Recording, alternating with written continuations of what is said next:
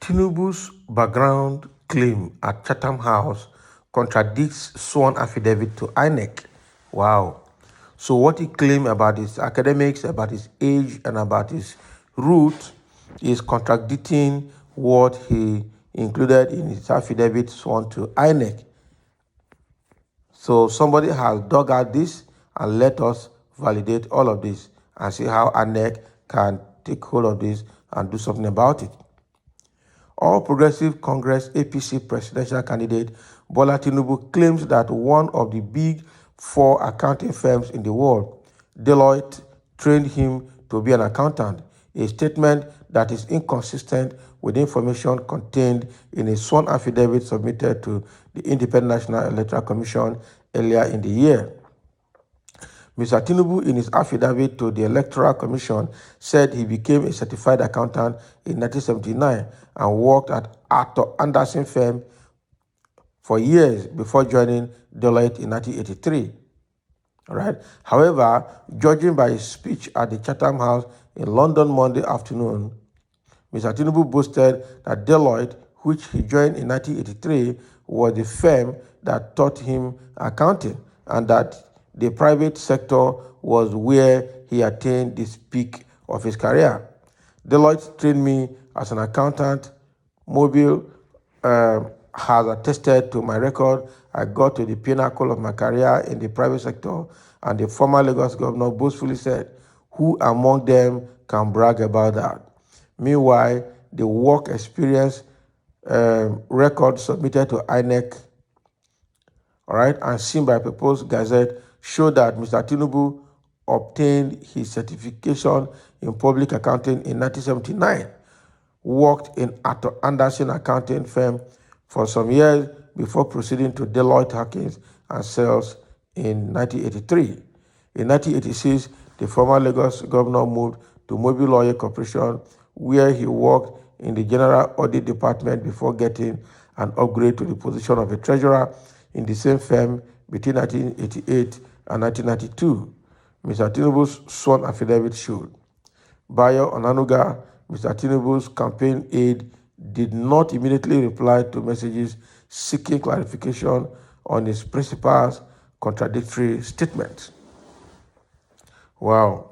So what is being documented here by the People Gazette is that what Tinubu said in Chatham House about his educational background, about his work experience, they are at variance with the affidavit he swore to Inec, all right, earlier this year.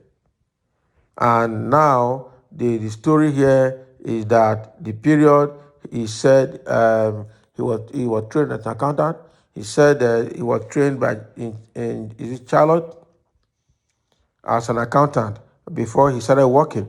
But then in the speech in Chatham House showed that he was trained as an accountant in 1979 by Arthur. So by that firm, what's the name of that firm again? Arthur Andersen, right? He was trained as an accountant and worked for Arthur Andersen in 1979 to 1983, right?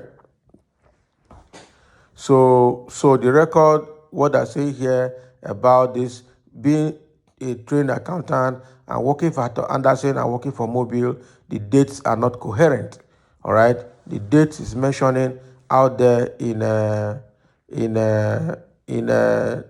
Chatham House in London is at variance with what is submitted to Inec, all right? And I'm sure they want to dig into that to be sure that it is very correct, because the record here shows that Mr.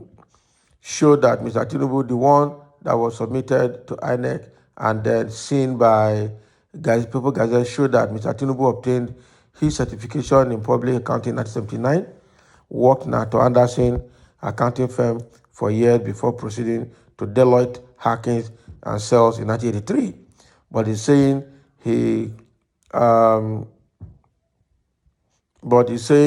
had that certification with Deloitte, which is not very true, and that is a record that need to be put straight. That's a record that need to be put straight. So the problem I have with some of them is that they keep saying things over and over. They don't know that people are recording what they're saying, and at a point, a reference or references will be made to previous statements, connecting both previous and current statements they're making. All right. So, and I'm sure Tinubu, the issue of, I'm sure people wrote all this for him. And the problem is that when people write things for you and you are not able to digest very well, or you don't have a grip of what has been written for you, you will not be consistent in the presentation. You will never. And that is why some people like to write their own presentation by themselves, because they can say it off head 10 million times, even without looking at the paper, because it is their product. But when somebody writes for you or helps to articulate things for you to go and present, and you are really not at breast with what is being written for you, you can only read it, but you will not be able to answer questions that follows it. And that I think is the condition that Tinubu is finding himself now. He's just reading what has been given to him, even though it's his documentation. But I think he had lost track of those things because of his age and because of his mental health. He's no longer consistent, he's no longer coherent. And unfortunately, the sycophants that are following him because of his money are still pushing him to say yes to the political aspiration, right? And they are still trying to prove to him that they can package him. And that's the problem we have, because they packaged Buhari for 7.5 years now, going to 8 years.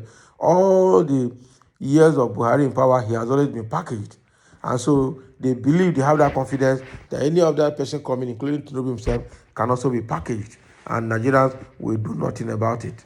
But it's getting tougher now with Tinubu and with Atiku and with Peter Obi, because Nigeria of 1999 is not Nigeria of 2007. It's not Nigeria of 2015. It's not Nigeria of 2019. And it's not in Nigeria of today. Things have evolved. Things have changed. People are more aware now. People are more exposed. And people are asking more questions than they had ever asked in the past. So anybody that is packaging something for presentation need to be sure that it's coherent, it's consistent, and it can connect. You can connect the dots between the past and the present to ensure consistency in the presentation. But Tinubu still keep claiming that he worked for Ato Anderson, also worked for Mobile, where he got to the peak of his career, and then before he moved back to politics. So now that the two different statements have been made about the same academic and work experience being documented, how is that going to be resolved? How will that discrepancy be corrected? All right? Because if you really attended school, you cannot tell me as I'm sitting here, I don't know when I start and finish my primary school. I don't know when I start and finish my secondary school. I don't know when I attended my high institutions till today. I don't know how many years experience and where I had my experience and how did they line up to form my CV.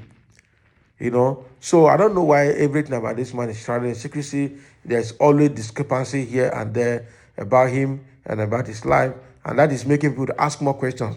So the mistakes that other people will make and will not attract too much question, they will just trivialize it as a tiny mistake. Once Tinubu makes such mistake, it's a big deal, because everything about him has not been straightforward from beginning. And so people no longer have confidence in what he says or what he's doing, and people want to dig more into whatever he says to be sure that what he's saying is correct. That is the situation Tinubu has found himself, and that is why it's like every eye is on him. So thank you for listening, and let's have your comment about this issue of discrepancy between Tinubu's declaration about his work experience and qualification, both different in Nigeria and in Chatham House, and all of these discrepancies need to be reconciled. Let's have your comment below and what's your take, what your take is about these comments.